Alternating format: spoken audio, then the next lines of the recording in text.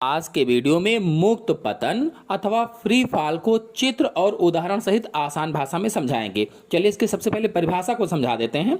तो पृथ्वी के गुरुत्वीय बल के अधीन ऊंचाई से पृथ्वी की ओर किसी पिंड का पतन मुक्त पतन कहलाता है। इस परिभाषा का अर्थ हुआ कि यदि हम अपने हाथ में एक गेंद लें और उस ली गई गेंद को छोड़ दें तो नीचे की ओर गिरती है। जैसे गेंद लेकर के छोड़ दें तो नीचे की ओर गिरती है और धरती पर जा टकराती है, उसे ही मुक्त पतन कहा जाता है। अगर आप ऐसे नहीं समझ पाए तो इसकी एक दूसरी परिभाषा आपको आसान से बताते हैं।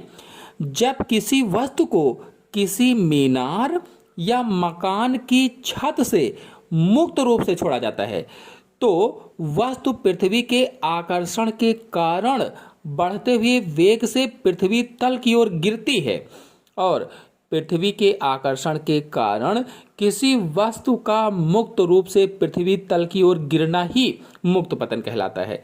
कहने का मतलब यह है कि यदि हम कोई वस्तु लें और छत पर चढ़ें और वहां से उसे मुक्त रूप से छोड़ दें तो अब जब मुक्त रूप से छोड़ेंगे तो जो पृथ्वी है उस वस्तु पर आकर्षण बल लगाएगी और आकर्षण बल के कारण क्या होगा कि वो पृथ्वी तल की ओर गिरने लगेगी और जैसे जैसे वो पृथ्वी की ओर बढ़ती जाएगी उसका वेग बढ़ता जाएगा और इस तरह से पृथ्वी तल पर आ गिरेगी। इसे ही मुक्त पतन कहा जाता है। तो परिभाषा आपको समझ में आ गई कि मुक्त पतन क्या है। और ऐसा पिंड मुक्त पाती पिंड कहलाता है। मुक्त पाती पिंड यानी जिस पिंड को गिराते हैं या जिस वस्तु को गिराते हैं वह मुक्त पाती वस्तु कहलाती है।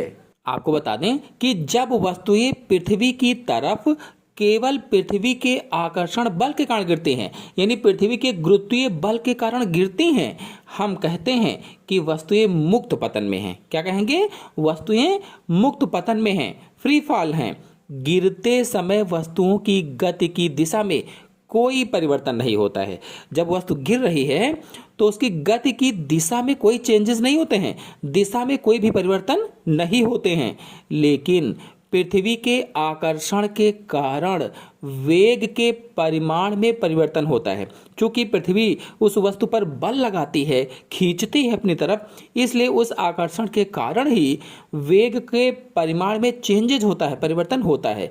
वेग में कोई भी परिवर्तन त्वरण उत्पन्न करता है। अगर वेग में कोई भी चेंजेस हो रहा है तो वो त्वरण उत्पन्न करेगा। जब पत्थर को ऊपर फेंका जाता है, जैसे हम कोई पत्थर ले ऊपर फेंकें तो एक खास ऊंचाई प्राप्त करने के बाद वह नीचे गिरने लगता है। जैसे ऊपर हम पत्थर को फेंकें तो जब खास ऊंचाई मिलती है उसको तो वो नीचे गिरने लगता है, यह गिरना शुरू कर देता है।